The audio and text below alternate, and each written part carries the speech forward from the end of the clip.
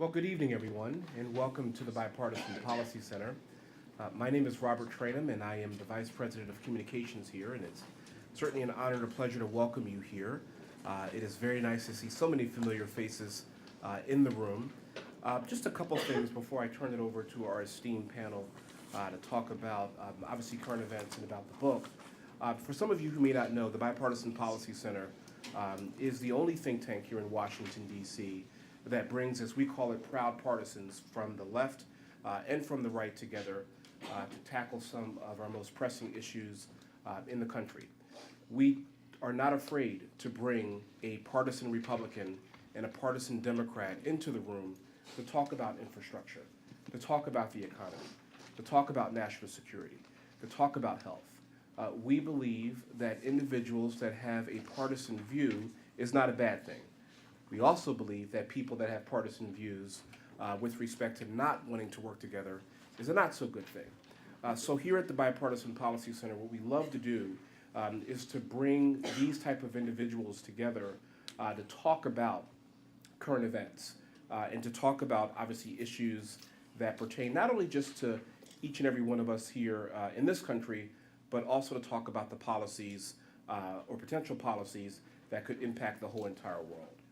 And so let me close by saying this. We welcome you here. This will be hopefully a robust conversation to talk about the politics of the day. And obviously, towards the end, we will have hopefully a lot of healthy Q&A from you as it relates to the issues of the day. Last and certainly not least, we will obviously have some refreshments for you throughout this program, which we will keep relatively brief as it relates to the speeches. And so with that, I will close by now turning it over to Stephen Collinson, who will take it from here. Excellent. Thank you very much, Robert. Thanks for coming, everybody. Thanks for inviting me. Just quickly introduce you to our panel, and then we'll get started. On my left, Thomas Weber, the author of this great book that's just come out, right? It's out in the US right now. Yesterday. He is currently at the University of Aberdeen, but has a long history in the United States as well, having taught at Harvard, Princeton, Pennsylvania, and the University of Chicago. Yoni Appelbaum, the senior editor of politics at The Atlantic.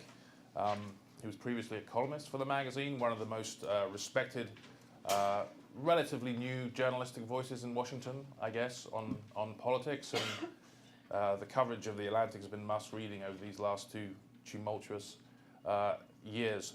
John Patterson, on his left, is Professor of Law and a Vice Principal for Internationalization at the University of Aberdeen. He's also an authority on energy law. And of course, Secretary Dan Glickman, former Secretary of Agriculture, longtime Congressman, and we're looking forward to getting your views on what's taken place in the United States and Washington over the last year or so. So starting with you, Thomas, you mentioned to me that we're sort of in a season of anniversaries that are very important for our politics and sort of the history and the subjects you cover in the book. 10th of November, which is, I think that's today, is that right? Or is that tomorrow? The anniversary of Kristallnacht. November 1939, there was an assassination attempt on Adolf Hitler. Of course, the armistice of World War I, the 99th anniversary of that, conflict that's still sort of shaping our international politics, is in a few days. The fall of the Berlin Wall 28 years ago doesn't seem like a very significant anniversary, but it will be, from now onwards, the wall will have been gone for longer than it actually stood. And it's sort of an interesting way to think about how politics has evolved since the end of the Cold War. And of course, 1 year since the president's election, the tsunami of American politics. So clearly it's a good time to think about the past and to consider where and what it can tell us about where our politics is going to go in the run-up to 2020, but also clearly sort of over the longer term. And I think your book really helps us to get into some of those questions. So I'm just going to start off asking you a question. I'll read from right at the end of the book, and you sort of put the issues and the parallels between our time and the period after the the end of the First World War into perspective. You write, it's a cautionary tale of what happens when extreme economic volatility and breakdown, feelings of disaffection as well as of imminent national and personal decline come together. It is about how new radical leaders are made when liberal democracy and globalism are in crisis, and when that crisis is translated into a yearning for strong men and novel kinds of leaders. Now, looking at that, in many ways you could be talking about our politics and not the politics immediately following the First World War. So how worried do you think we should be? I think we should be very worried. I don't think that we should necessarily be worried in the sense that American fascism is around the corner. I mean, while in a way all these comparisons of the last 18 months, particularly the kind of alarmist voices, have kind of given me a stage quite often, because people have quite often asked me to comment on whether Trump would be the new Hitler. I think on that level, these comparisons really don't work. I mean, I could easily, in order to pitch my book, I could talk about what I uncovered about Hitler's secret Russian collusion.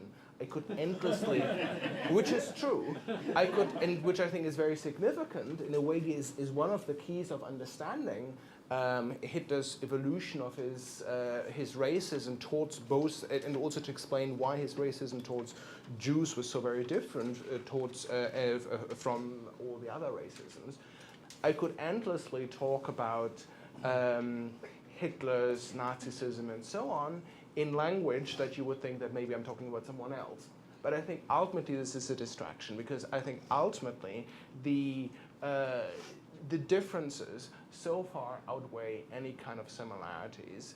And also now, I mean, I think even a year ago those comparisons didn't work, but there you could at least still say, well, you know, the test of the pudding is still in the eating, even though I didn't think it was very persuasive even at the time. But now, 1 year later, if we compare America in 2017 with Nazi Germany in 1934, we immediately see the major differences. We see how checks and balances have worked in America. And in addition to that, we've also already seen that whatever the president has done, it's nothing, but nothing that is comparable to what the Nazis did in 1933. So I think on that level, these comparisons don't really work. There's also the kind of the crying wolf danger with these kinds of comparisons, that when the real Nazis evolve as they do, or the real kind of Hitlerian figures in the rest of the world, that we don't take those comparisons seriously anymore. It's also kind of a distraction from maybe the real problems that exist with the president. But having said all that, I think the real reason why we should be worried is if we look at the conditions that made Hitler possible, if we look at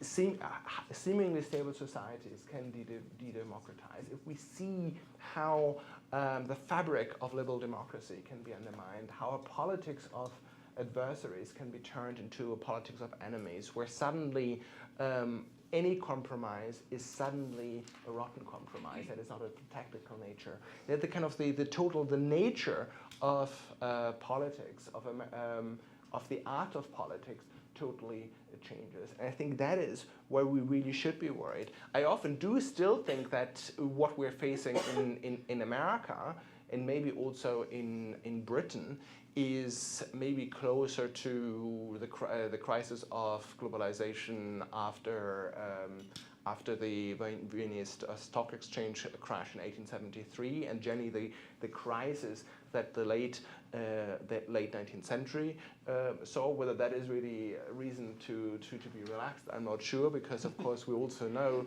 that the 1920s followed the 1870s and 1880s.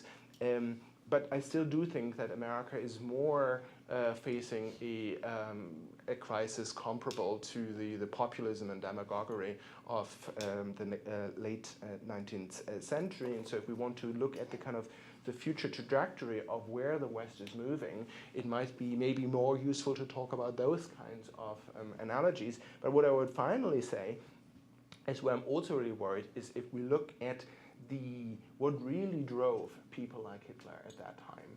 And it was just ultimately really what today we would call anti-globalism. We also have to bear in mind that Hitler's anti-Semitism initially was more anti-capitalist than it was anti-Bolshevik. That it was in a moment of a conflict, of a huge economic crisis and of other crises, that there was this absolutely enormous undermining of globalism. And so in that sense, I would also say, if there is maybe one lesson of my book, other than what I've said in terms of defending the fabric of liberal democracy, it is that we should not maybe just look for the Charlottesville-style kind of Nazis. Yes, they are dangerous, but they ultimately will not bring down democracy. But we should look at the kind of eerie similarities of anti-globalism movements. So taking your sort of mention of the late 19th century, suggests that we may have some years to sort of mitigate these conditions, the dangerous conditions that give rise to demagogues. What should people as citizens, what should political leaders be doing right now? Is there a need to sort of restore Western liberalism and liberal democracy?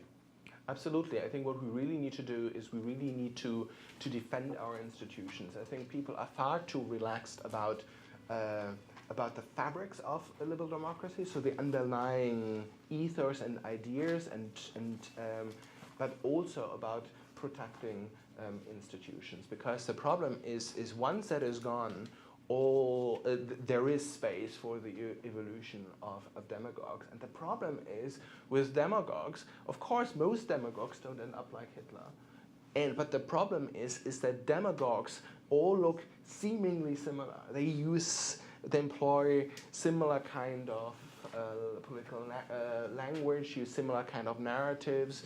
The mechanisms of their success tends to be often very similar. But the problem is that you will only realize once it's too late in hindsight whether you've ended up with a dictator or of a kind of demagogue of a slightly less scary kind. And so we just want to make sure that we just don't get there in the first place and are more serious in protecting our institutions, the fabric of liberal democracy, and to do what very much I guess the think tank is trying to do, is to try to restore bipartisanship. And I think that is what it takes. So, in other words, I mean, we shouldn't be overly worried about what's happening now, Trump, some of the leaders in Eastern Europe, but the future is what comes next is what we really need to be. In many ways, I'm more worried about what would come after Trump, what would come after Kaczynski, what would come after all these kinds of leaders. I mean, there are certain leaders where I'm slightly more worried. I mean, I have to say that even it's politically inopportune, I'm rather worried what's happening in Turkey. There, I think we can see the playbook of 1933 being replayed. Here we have a president, or there we have a president who specifically said about a year and a half ago, I think, that Hitler's Germany is an example of how you can set up a presidential system. Of course, this is not to say that Turkey wants to embark on genocide or world war. That's not the point at all. But I think there we really do see a playbook of this kind of thing happening. But in the West itself, at the heart of the West, I would be more worried what might come after Trump. I think Trump is the symptom of a crisis rather than the source of the crisis. In a way, it's a kind of what's happening with him is maybe kind of the equivalent of the canary in the coal mine. Right. So Yoni, you've worked recently. You wrote a great article for The Atlantic that was looking at the problems in the American political system specifically, and you wrote about how you saw the very idea of America was in doubt in the current political climate that we have. And you argue that the country now doesn't serve so much as a model for sort of political discourse for the rest of the world as it did. Do you see a need, as Thomas was saying, to sort of work to preserve our political systems and to repair them? I was hoping you'd give me more to argue with here. Before I left for the media, I was a 19th century historian, and so I tend to rummage back in the past to make sense of the present, and didn't expect to have quite so much material to work with as I've had the last couple of years. The American system is a very peculiar one, and the founders, when they set it up, understood it to be an experiment, something that every historical precedent militated against believing could be successful. That was actually, in many ways, the key to the success that it then enjoys, was this sense of the precariousness of the enterprise, that if you couldn't find ways to navigate past crises, if you couldn't find ways to reach across the aisle and shore up institutions, and certainly the partisan warfare in the early republic would put a lot of contemporary politicians to shame. It's not that these people were nice and gathering at conferences to shake hands across the aisle. No, that they were actually dueling and killing each other with some regularity. So it's not that politics was particularly nice, but there was this sense that the system itself had to be preserved because it had never been done. And that gave it a kind of a stability because people were working very, very hard to keep it on the rails. It went off the rails. It went off the rails in the 1850s in a really horrifying way. When people ask me today, am I nervous about the state of American democracy? That's often a moment I think back to in some sense. That's a worst case scenario, right? 750,000 people end up dead. We're a long way from that. I think more about the late 19th century, when we get a populist revolt in this country, when you get a candidate decrying fake news, urging his followers only to read the paper he himself is publishing, thundering oratory. There are a lot of differences between William Jennings Bryan and Donald Trump, but in terms of the resentments, the anti-globalist, anti-urban, anti-elite resentments that both of them managed to tap, that playbook, even though many of the specific policies and valences are very different, the basic playbook is more or less the same, and Bryan comes within a hair's breadth of the presidency. We've seen this play out before in the American past, so far, with the exception of the American Civil War, right, which is a heck of an asterisk. We've mostly managed to right the ship. We've mostly managed to work hard to figure out how to address the concerns of the people who feel left behind, alienated by the system, how to find ways to weave them back into the body politic, to take their concerns seriously. And most of all, and this is really important because the lessons of this extend well beyond our shores, we've understood that America is something of a flagship for representative democracy with a commitment to equality and rights and opportunity. To the extent that America looks like it's working, other nations around the world are tempted to adapt some or all of what we have done. To the extent that America looks mired in dysfunction, looks like a setting country rather than a rising one, then leaders and citizens around the world are going to look elsewhere. They'll look at China, which sort of whispers seductively to rulers that they can maintain an authoritarian grip on power and line their own pockets and still modernize and industrialize at a clip faster than the West can offer. They may look to Putin's Russia, which offers a different kind of a promise, a way of dealing with the rest of minorities that can be attractive to those in power, even as its results are horrific. And so people will look elsewhere for their models. So the stakes are not just domestic. It's not just a question of can the United States mend its politics. It's also a question of can the United States again become a beacon of opportunity and equality and rights in a way that other societies find attractive. They look at the American model and they say, we really like the results, so we're going to apply that process. Or do they look at the United States and say, gosh, democracy is really awfully messy. It leads to gridlock and dysfunction. The infrastructure is crumbling. The class structure is ossifying. The rewards are accruing only to the top. Let's try something else. And that, both in domestic terms, voters trying something else, and we've seen with each successive generation in America and throughout the West that the support for democracy has fallen. It's fallen to astonishingly low levels. Many millennials, pluralities of them will now tell you that they would consider a military dictatorship or an authoritarian ruler larger pluralities than favor democracy as their top choice. That reflects their lived experience, that the system is not working for them. And so when you consider those stakes and think about what it would mean for the world for America to turn away from the model, then I think that the stakes are very high in the present because of what they would indicate about where we would be a couple decades down the line. So what does it mean for that image of America as a flagship when you have a presidency right now which appears to be operating on not necessarily a politics of values and principle, but you know, touching cultural sort of dividing lines in the country. We've seen it on the NFL kneeling issue, for example. You mentioned Charlottesville, the president's response to that.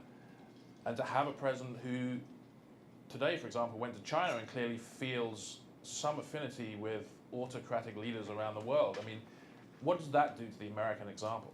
You had the sense that President Trump would rather be dealing with a party Congress than the one who stuck with them in Pennsylvania. Right?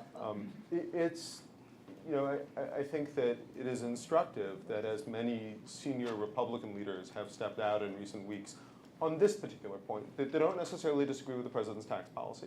That this is not a usual partisan issue, but we've heard from John McCain, from George W. Bush, rousing speeches about America's place in the world that are intended as markers. They're intended to say to both the domestic and the global audience, the domestic audience, don't go down this road. And to the global audience, we have a president. He is duly elected. He will serve for 4 years. But he does not speak for the entirety of the United States, and do not mistake this for a change in our trajectory. Whether they're right, I think, remains to be seen, but that's a remarkable thing to see, senior leaders of a president's own party breaking with him, and specifically on this, specifically on, does America continue to commit itself on the global stage to advancing values that we've never actually managed to fully embrace ourselves, values that have always been aspirational ideals. But that's what we've been aspiring to. And they look at a president who seems to be saying, what I'm interested in results, not how you get there. What I'm interested in is winning, not necessarily sacrificing in the service of some greater good. When you look at that and watch the rebuke from his own party leaders, I think you see the magnitude of the stakes. So, Mr. Secretary, Yoni was talking there about the speeches by Senators Flake and McCain, which I guess in some ways are examples of the other parts of the American political system kicking in to constrain a president who seems to be very keen to exercise, sweeping executive power. So, in the first year of the Trump administration, how do you think that the counterbalances to the president have worked to perhaps constrain some of his more radical impulses? Well, first of all, I agree with what all of you have said so far, so I really don't have much to say, but thank you for being here. But I think the answer is that the counterforces have been pretty weak. By and large, the Republicans have been very, very, there's not been a desire to speak truth to power, with few exceptions. And the Democrats, by and large, have not offered much of an opposition other than a personal opposition to Trump. And so I think the public is confused. I remember Bill Clinton, during one cabinet meeting, he once had this great line. He says, remember this, strong and wrong will always defeat weak and right. And boy, did that stick with me. And especially at a time when a lot of forces aren't out there speaking right and truth. And I think that we have seen a culture the last year or so, and maybe it's been longer than that, and there are a lot of causes for it. Our campaign system encourages vitriol, and although the British system encourages vitriol, but we've encouraged collaboration because of our separation of powers. You have to work together to get anything done. But I must tell you, I think that I do believe in the resilience of American society. And I think most Americans are, to use a football analogy, between the 20-yard line and the 20-yard line. And while Donald Trump may be appealing to people from the end zone to the 20-yard line, I think that voters will ultimately not accept that kind of reasoning for a lot of reasons. One is because, as you point out, the culture of liberalism and democracy and liberty is so embedded in our society. Number two is our economic system is unequaled in the world, and notwithstanding the fact that folks have lost jobs, and there is a lot of real economic anxiety in the world. By and large, our economy is in pretty good shape for most people. We have become a very heterogeneous society, which in one sense is going to become a massive strength for America. So all the European societies you talked about, you look back all throughout the last 100 years, most of the societies have been homogeneous, and when there's wars been fought, they've been fought to separate cultures. This country was founded on a collection of different cultures. That's why immigration is such an important thing. But that's a great protector of American rights. So let's look at the election yesterday in Virginia. And this is not necessarily a harbinger of everything to come. But what we've seen is that heterogeneity of population impacted the vote significantly. If this election had taken place 50 years before, it wouldn't have been anything like it was today. So that's another great protector of the American liberties.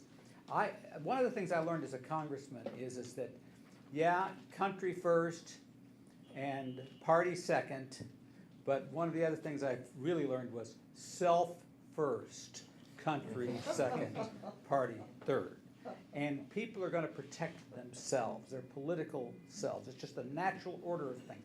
People do not want to lose their place in life, their jobs, their reputations.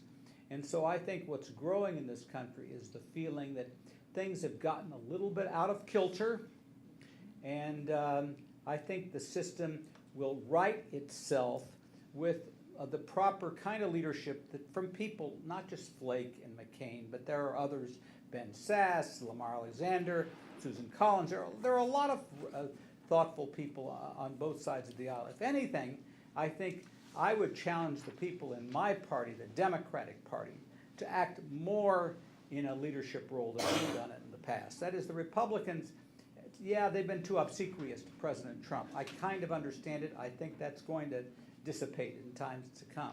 The trick is, the book, you remember Thomas Frank wrote this book, What's the Matter with Kansas? And I hate to use my own state as an example. But what he said in that book was, he said, the political parties and the political system did not address the problems that average people face. So people then turned to religion and to guns and to other things to try to give them comfort and solace. And I really do think, and he was really speaking that the Democratic Party, as the opposition party, didn't act like it. Mm-hmm. And I think if we're going to have a true party system, the Democratic Party needs to really act like an opposition party with positive goals and ideals. And that's another protector of keeping our country on the straight and narrow. So you mentioned Bill Clinton, who you used to work for. Now, Yes. he was a man, in many ways at least, towards the end of his career of the center. And what we see in Thomas's book, and we've seen it across Europe in the last few years, is the sort of center of politics has been disappearing. And there have been sort of forces on the right and the left which have been sort of dominating. And we see that in the UK, for example. We see it here. Is it necessary for the sort of stability of governments, for the center to be revived? How can that be done? I mean, we've seen clearly in France, President Macron, he basically presented himself as someone that was going to renew the center of politics. Do you think that's something we can see happen here? Well, you know, there was this agriculture commissioner of Texas. His name was Jim Hightower. And he once had this great line. He says, the only thing you find in the middle of the road is a yellow stripe and a dead armadillo. and I would say, yeah, and me, and most other politicians. So the question is, what are the incentives to get people to work together and find common solutions? And it's tougher when you have a political system where we're spending hundreds of millions, if not billions of money, calling each other the dirtiest names in the world. Or where we have a system of more tribalism in American politics, especially at the national level. And where we've lost the concept, the Bipartisan Policy Center, we talk a lot about civility. The real issue is not civility. Everybody thinks they're civil. Martin Luther King wasn't civil. He had strong beliefs. He wasn't, I wouldn't necessarily call him civil, but he fought for the right things in life. The real issue is empathy. The real issue is understanding what is in the other person's mind So then you kind of can get what he or she is doing, and then you can judge your own behavior to be a check on that kind of thing. And that is, we have lost some of that in American society, understanding what the other person is coming from, what he or she believes in. And that's something we really have to work for. I want to mention one final thing. So my dad's a Depression-era kid. Nobody in this room was born during the Depression. Everybody's much younger than that. But my dad used to say that during the 1930s, when he had about 50 cents in his pocket, but they had a radio, and they listened to the radio, and it was Franklin Roosevelt, not Roosevelt, Franklin Roosevelt, who was a populist, but a different type of populist than Ronald Reagan was, who said they'd listen to him, and his message was, together we can solve our problems. Together we can work together, right and left and whatever. And so one of the tricks in the future of American politics is to try to find those political leaders who will stand up for empathy and then act on it. And with that, I'm actually fairly optimistic that America is not going down a rat hole.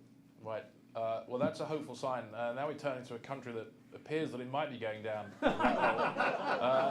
John, our country, when I left Aberdeen in the early 1990s, I decided I was going to be a journalist abroad because I thought British politics was boring and stable and nothing much ever happened, and we had prime ministers that used to last for decades, a decade or more.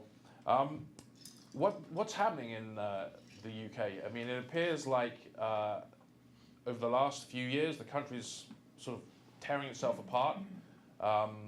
Politics has become very tribal, whether you're for Brexit or against Brexit, for example. We seem to be getting resignations from the May government every other week, the latest this week. It seems that for so long Britain was stable and going along fine, and now politics is visceral and nasty, and it doesn't even seem that the government itself has an idea of what Brexit actually means and looks like. I think you've pretty much got it nailed there for sure. Yeah, how long have you got? Because a heck of a lot of things are going on. Let's start with that Brexit thing, because that helps us get into some of the other issues behind it.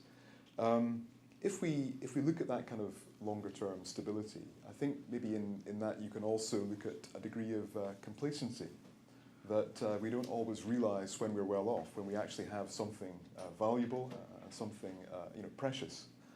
And then you kind of look at the different aspects of UK politics, and if we look at the more immediate issue of Brexit, you could really kind of take it back to internal tension within the Conservative Party, and the need for David Cameron at that time, then Prime Minister, to, as it were, appease the right wing, offer a referendum on leaving the European Union, and I think in the full expectation that in the way of these things, sort of common sense would prevail. There would be a no vote to exit the union, and we'd get back to business as usual, and the right wing of the party would be kind of sort of put on one side for the time being. And then, of course, we woke up that next morning and everything had turned out a completely different way. Now, how did that happen, and what does that tell us about British politics? I think we have to take it back to our relationship with the European Union. And at one level, you could say, well, the Brexit referendum is an example of democracy in action. The people have spoken, and we're now going to follow through on that. But democracy is so much more than the people speaking. Democracy is also about political leadership. And I think that's where we can really see a deficit, if you like. There was a long-term failure, if we're really being blunt about it, a failure on the part of political leaders in the UK to really explain what it was that we were trying to do within the European Union. And of course, Britain's relationship with Europe has been complex for decades. We were trying to get into the European club for decades, and were being told to go away by de Gaulle and so on. And then when we finally got in very much on the basis of a message that was going out to the people of the common market. It was all about trade. And that's something that the Brits understand. We're free traders, we like the whole idea of trade. But that was also, right at the beginning, then a rather attenuated version of what the European project was and is about.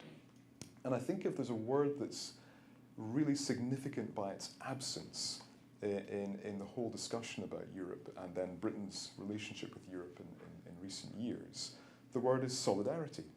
You know, it's a core principle of the European project, and it resonates with what other guys up here have been saying so far. The idea that as part of that larger society, you know, we share the benefits and we share the burdens. Because if we don't do that, we end up in the kind of fractures that you know, we're also aware of. And then, if you then take account of that absence of clarity on what the nature of the project is, and then look at that stark choice that was handed to the British people at that time, do you want to stay in, do you want to come out? Well, if we don't really have a clear understanding of what it is that we're in, and why it's so important to be in, and what that means in terms of our obligations and commitments, as well as the benefit that we draw from it, then it's hardly surprising that we end up with people voting, not necessarily in a wrong way, but in a way that is not actually well informed. And you'll all have read and seen in the media and heard on the media some of the examples that people have given for why they wanted out of Europe. And some of them are entirely, you know, reasonable. Some of them are really very, very ill-informed. And we can take that right back to a failure on the part of political leadership to explain what it is that we're doing. And I guess, in a spirit of confession, I think it's also a failure on the part of education to really imbue people with a sense of why solidarity is important, why it's important that we understand ourselves, not as some, you know, little nation tucked away up in the Northern Hemisphere, but as part of a much broader collective. So what about the other union, the United Kingdom? Scotland voted overwhelmingly to stay in the EU, along with London and Northern Ireland. Yeah. We had a referendum a few years ago. Scotland decided to stay in. Do you think that the European situation, the fact that Britain is coming out of Europe, is going to sort of revive the fires of independence in Scotland? Well, it's an interesting one, because if you look at the response of people in Scotland generally to talk of a second independence referendum, it's quite striking that it's kind of like, oh, you know, we've just had enough of votes and referendums and all the rest of it, you know, enough already. And I was quite taken aback by that, because, you know, you've got a sense of what I think about leaving the European Union. I don't think there's any magic or mystery about my feelings there. Let me be, you know, clear about my own sense of Scotland's place in the UK. I find it entirely straightforward to be Scottish and British and European and all the rest of it. I don't find these things difficult to hold together. But I utterly respect people who have a desire for a Scottish independence. But my sense was that really, for similar reasons of solidarity, it makes perfect sense for us to be part of the United Kingdom. And I wasn't then surprised when the vote went the way that it did. But I was surprised when there was this kind of rejection of returning to that, even by people who were in favour of independence last time round. And let me say why I think that might change, because one of the striking features of where we are at the moment in the whole Brexit debate is just the sheer uncertainty of what it is we're going to be getting ourselves into or out of over the next couple of years. I mean, that degree of uncertainty is frankly breathtaking. The idea that one of the largest economies of the world can stand on the brink of departure from the European Union with so little understanding of what that will actually mean in practice is really stunning. Now, what could happen, I guess, is that as we run through the next 18 months, 2 years, we may really have a sense that Brexit is not going to turn out in a way that is really as rose-tinted as some would suggest. Would it be implausible then to suggest in those circumstances that if the Scottish Government returned to the people and said, well, we can now have another look at this whole question, do you want to leave the UK now? The answer might be different. Now, again, there would be lots of uncertainties, lots of unknowns, because we wouldn't find it easy as an independent Scotland to enter Europe. You know, we'd have to join the queue, we'd have to apply for membership. On the other hand, it wouldn't be beyond the realms of possibility, fairly straightforwardly, to arrange a deal that was perhaps a little bit like Norway, we would find it very straightforward to fall into line with the obligations that would imply. And in the event that Brexit looked to be a fairly stark and troubling scenario, which it very well might, it's not implausible that the Scottish people might take a different view. Thomas, you started a good conversation here. Do you want to weigh in on some of these points here? There are just so many points, but in a way, there's just one final point I want to kind of make, and where we want to pick up a few of these points about how people deal with. First of all, how strong the center of politics is, and what happens in moment of crises. Because I think in a way why maybe I'm slightly more worried about some of these crises, such as what's happening in Britain, maybe even more so into what's happening in Catalonia, is than others, is because I think some people have got this kind of view of early 20th century history as something that was always somehow bloody. This had been bloody for hundreds of years, and part of what I've been trying to show in the book that is actually just not true. The political culture of Bavaria had been one of gradualism and of reform. The center of politics in Bavaria had even survived the First World War. If you aggregate the election results for liberal and reformist parties in Bavaria for the last election before the First World War and after the First World War, you have hardly any change at all. You wouldn't know that there was a world war if you just look at the election results. And we're talking about 4 and 5 people vote for those kinds of parties. What happens is how people react to a crisis, how people ultimately, I guess, also brings us back to leadership, how because of bad leadership, how crises spiral out of control, and how in those kinds of moments, everything can unravel surprisingly quickly. Mm-hmm. So what happened in Bavaria at the time was that both before and after the war, more than 80% of people voted for liberal or reformist parties. And there was this huge crisis, in part because the revolution happened, in part, but in the way that it was also the symptom of a bigger economic crisis and crisis of globalism. And the other big issue was the question about Bavarian sovereignty and whether Bavaria should be part of Germany, how much power they should have. And that's the reason why I'm focusing on that so much in a minute, as you will see. So this is really a question about how can we as Bavarians again be masters in our own house, or maybe should we have should we totally break with Germany? Those were the big political crises of the time, and it is because how people responded to the crisis that very quickly, within weeks or months, people abandoned the center of politics. And it is there, if I could just say 2 or 3 more sentences, where I'm worried. I'm not really so much worried about America. I think America is, yes, there's a lot of scary stuff going on in America, but I think America is also incredibly resilient in terms of its checks and balances, but also of its underlying ideas. I'm slightly more worried about Britain. Britain, of course, we also have to bear in mind, is one of the great success stories politically, in terms of gradualism, in terms of moderate politics, in terms of things, maybe doing first some things wrong before you ultimately do the right thing. But what's holding in America together is very much checks and balances. What's holding Britain together, or the British historical tradition, is ultimately political culture. Of how you deal with each other. And I think they are the first signs that is eroding. And if you, for instance, look at the style of politics of Jeremy Corbyn, I get very worried indeed.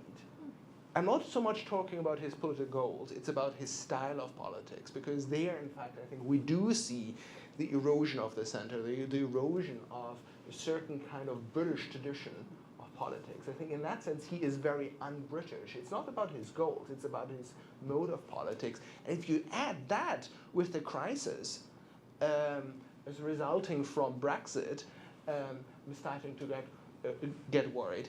At the moment, things, yes, they're bad, but they're not really that bad. But what we're going to do, as John was going to say, if, as a result of Brexit, there's a real economic crisis in Britain, if really things start start to unravel, then we may get to a moment where there will be a surprisingly quick erosion of that British tradition that is holding Britain, or that has held Britain together for hundreds of years. But ultimately, I'm not even that worried about Britain, and I'm far more worried about many other countries of Europe and the world. And I want to just, as a final example, briefly mention Catalonia. I think people are worried about Catalonia kind of for the wrong reasons. People see that, well, here's this return of nationalism and all that. I don't think that that is the big story here. I think the big story here is, in a way, again, how political cultures and how people respond to these kinds of crises. In a way, it's eerie how similar the underlying crises or what is at stake is between post-First World War Bavaria and Catalonia. Again, here we have a case of where ultimately this is a question of sovereignty being mastered into one's own home, and it's a crisis of globalism and of a deep economic crisis in Spain.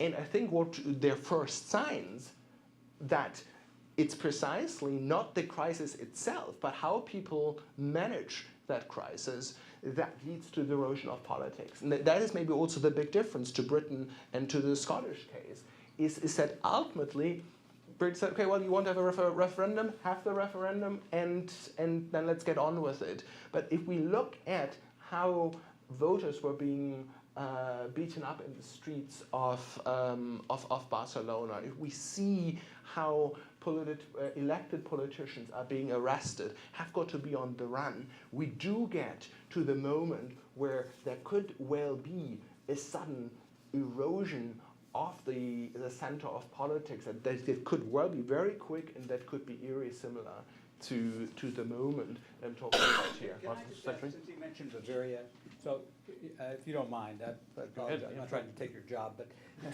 talked about the rapidity of change in Bavaria. And you know, as a child of Holocaust survivors and people who died in the Holocaust and relatives and everything else, what's most interesting about your book is the rapidity of change that took place, that how this happened so quickly, and from perhaps a long-term 3 or 4 century kind of underlying anti-Semitism that existed, but at the same time, Jewish culture was very strong, very prolific in all respects, and almost overnight it changed. I mean, imagine in 3 years, 4 years, whatever it was. Does that have any parallels? First of all, I'm still unclear how it happened so quickly, but does it have any parallels to what could happen today in modern society? I mean, we've seen it in Africa and Rwanda. We see it a little bit in Syria now, and in terms of 250,000 people have died. It just happened to be on one side of the Sunni-Shia battle and everything else. But I'm just wondering, I'm trying to figure this thing out. Could this happen again, and how did it happen so rapidly? What was there that caused it to happen overnight? Millions of people got killed because of what religion they were. I'm not sure whether I could give a short answer to how it could have happened so quickly. For that, I can really just try to kind of make a pitch and say, read my book and maybe you're a little bit closer to it. But what I would say is it's not just the question is, could it happen again? I think it is happening again, or it has happened again. Again, not in this country, but you've already mentioned Syria. But you could, in a way, look at the, now people talk about countries where things are still okay. But if you go back 10 years ago and you would have looked at the European periphery, you would have said, well, is there likely to be conflict in Ukraine? Is there likely to be political turmoil in Turkey? Is there likely supposed to be breakdown of political systems and civil war on the eastern rim of the Mediterranean outside of Lebanon? What's going to happen in Northern Africa? People said, no way. And yet it did happen. In a way, Europe has seen over the last 10, 20 years, basically seen almost its entire periphery being on flames. And in almost all of these cases, things happened scarily fast. So I think in that sense, why do we think that if in the entire periphery of Europe things happen so quickly, why do we then think that everywhere else, we're fine, and that the future will not just be a continuity of the past, of what we have been seeing on the periphery of Europe over the last 20 years? Yoni, John, do you want to add to any of that, or before we go to questions? Jump in with one thought. I mean, we in this country went from 1860, a relatively spirited presidential election, to 1861, a civil war. And one common thread that I take out of Tom's work is the importance of historical contingency, but also the critical role of believing in a system.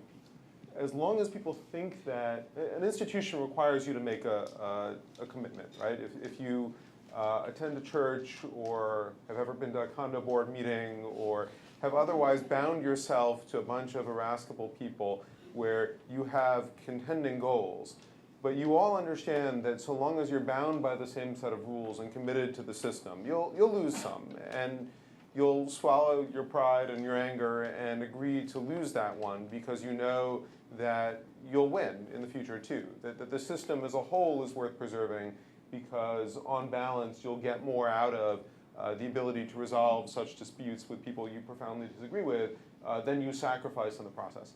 When you have a commitment to a system like that, it takes a long time to build. This is actually one of the hardest things about democracy. It's been one of the geniuses of American democracy was for many, many years the strength of our organizational life and civil society. I'll tell you, I polled during the last election, during the Republican primary, one of the strongest differentiators between Ted Cruz voters and Donald Trump voters was a question we asked them, have you in the last year attended a meeting of a PTA, a Little League, or any other group that meets on a regular basis? And if their answer to that predicted which way they were going to vote in the Republican primary even more strongly than do you attend church or some of the other questions that were out there. If you have not habituated yourself to sacrificing in order to preserve the institution, if you're not used to that process, and it's one that can't be taught in schools, that needs to be acquired through experience, then it's really, really hard to do that when you encounter such a system. And I think we're seeing the only president never to have served in military or public office or held any organizational role in his life to this moment is having an extraordinary degree of difficulty sacrificing short-term goals in the furtherance of preserving the smooth functioning of a system for long-term benefit. It's a really hard thing to acquire, and it's a hell of a hard thing to acquire when you're 70.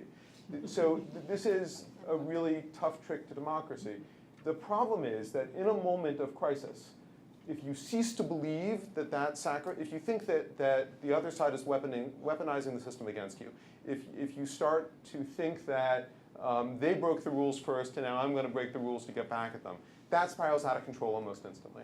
It doesn't take much, right? It takes a lifetime of experience to build up that faith, and in a matter of months it can be gone. Once you're convinced that the system is in fact a tool being used against you and making you a loser and a sucker for continuing to abide by the norms or the rules when your opponent is not. So these systems are extraordinarily fragile. They're very robust so long as everybody is invested in them, but they can break down with extraordinary rapidity and in unexpected moments. So maybe the Trump grandchildren need to establish a PTA at the White House then. So let's open it to questions. If you could identify yourselves, just because this is being recorded for Sirius XM. By the way, I'm supposed to say if you want to tweet or Facebook, the hashtag is #BPC or #Aberdeen in America. And if you want Wi-Fi, BPC Guest is the network, and it's bipartisanship in lowercase. So any questions? Yes, ma'am. Hi, my name is Rachel Oswald. I'm a reporter here in Washington, speaking in my own capacity tonight. My question is for Yanni. After the Civil War, you talked about how America finds ways to accommodate and address the grievances of different parties. After the Civil War, the mainstream consensus is that the grievances of the white Confederate South were dealt with by the North eventually by allowing a degree of self-governance and allowing a romanticized, whitewashed history to spread around the country about the war. But where we are today and the level of white racial animosity that the last 2 years have kind of brought out, I don't know if such an accommodation is possible if, in fact, the driving force for many Trump voters isn't economic insecurity, but a feeling of loss of privilege and insecurity about changing identities. I don't know that we could come to the same arrangement we did after the Civil War. So what does that mean for national unity and cohesion going forward? Light questions.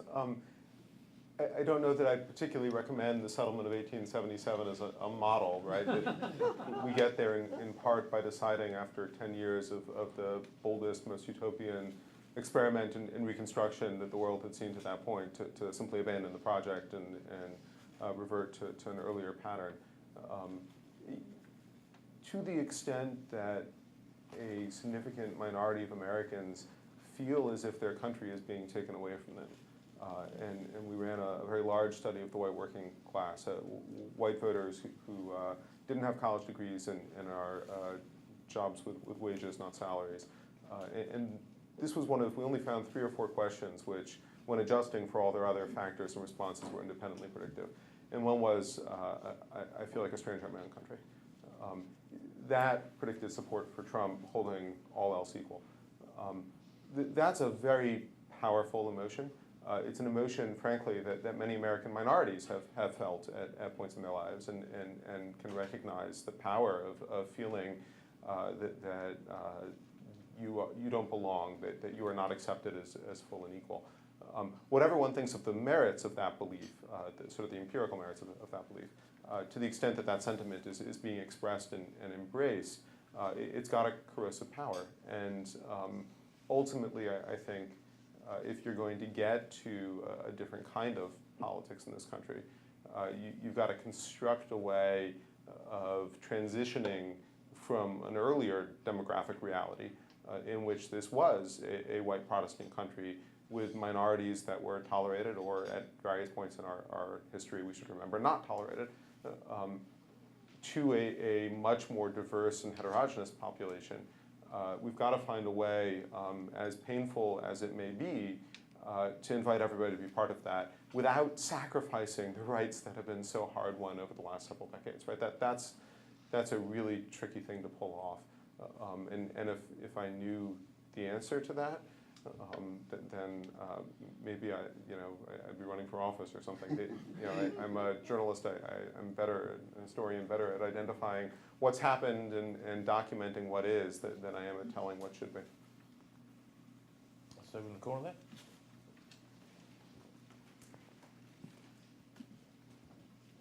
Yes, hi, Andrew Patterson, also with 1T, John, also from Scotland.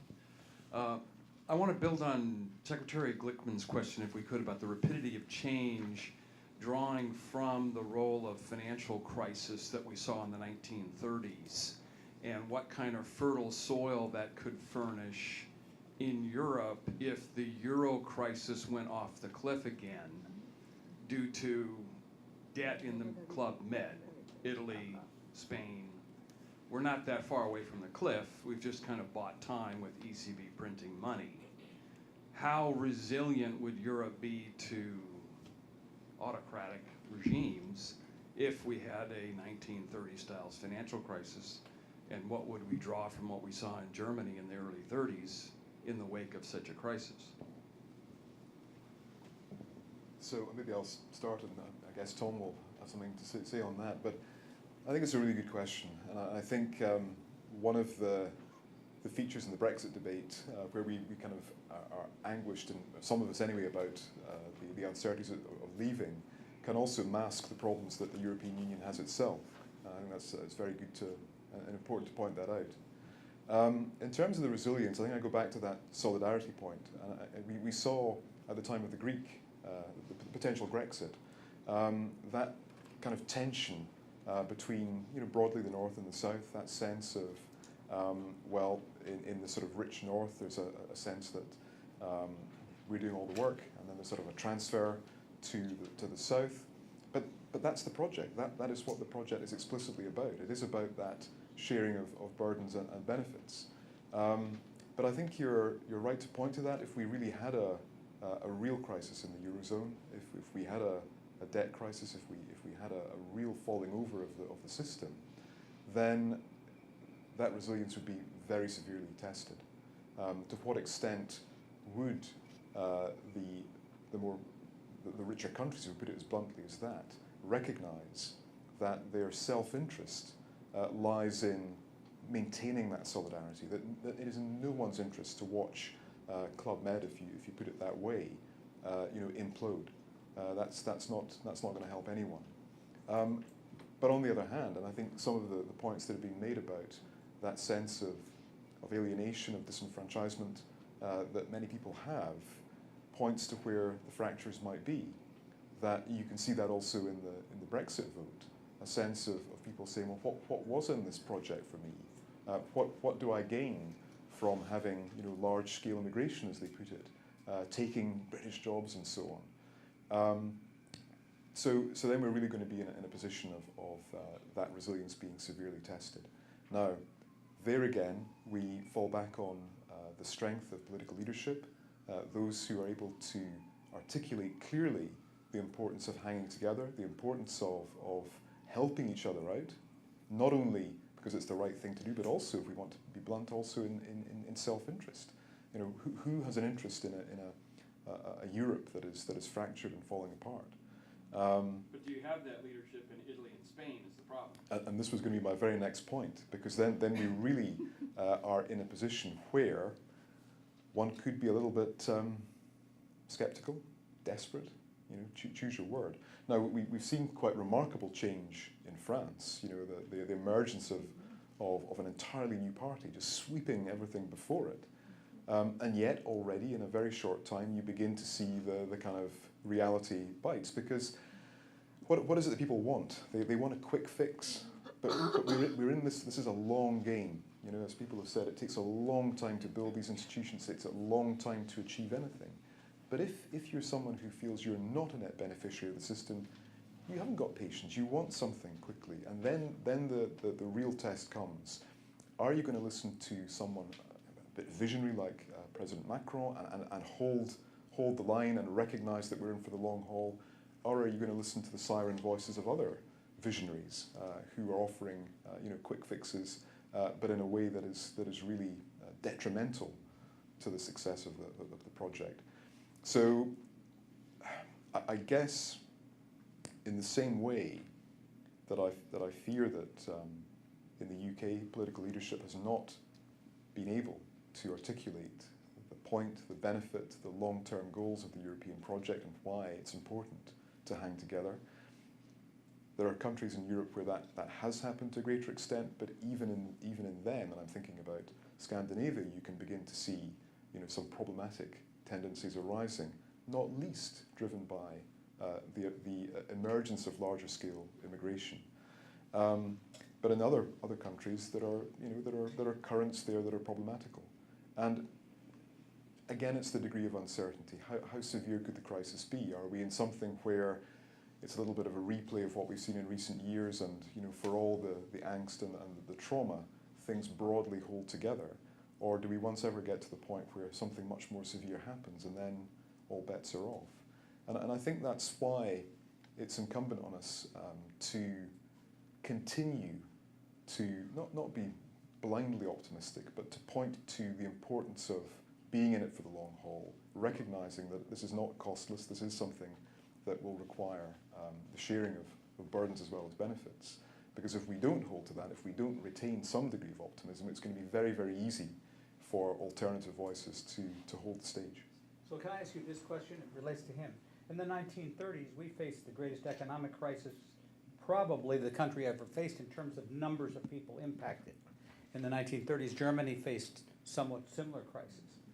The response in the United States was 180 degrees different. Part of it was because people felt we were all in this together. There was not the massive disparity of wealth, everybody was hurting, and there was a sense of community and collective responsibility. In part, that was because we had an exceptional leader. Right. And is that the difference here, that we don't have those exceptional leaders? Maybe I'm reading it wrong. I'm not sure. I suppose it depends on how you if we look at the recent crisis, whether the way we got out of the crisis, we ultimately see this as a big disaster or ultimately as a success story. Because I think you could also tell a reasonable story that despite all the what has gone wrong, ultimately Southern Europe has been surprisingly resilient, and even the political leadership ultimately has worked. Because it certainly worked in Spain, but we could get worried that now at the moment, for entirely different reasons, Rajoy is undermining himself and shooting himself in his own foot. We don't know what that would entail. In Italy, we have seen leadership and also the emergence of strong centrist parties, as well as, of course, we've been lucky enough that other protests has gone literally to a clown. We could see how that could be different in a different crisis. And even in Greece, in the kind of most extreme case, where in the way and we can see how things could have gone really horribly wrong, because the old political system was just swept aside, a party that sold itself as being a radical party, including the name in its name, ultimately, once in power, had a leader who really showed leadership, who ultimately showed responsibility, who ultimately did make sure that things in Greece that not all floodgates opened in Greece. But because if we look at the mechanisms of what already happened in Italy with the Five-Star Movement, if we look at the mechanisms of what happened in Greece, we could easily see that it's a replay of a crisis like that. And it does not even need to be more extreme than the last time, but with leaders who show less leadership than in the last crisis, we could see everything going horribly wrong. So we've got time for one more question. We'll take one from this side, out of fairness. Yes, ma'am.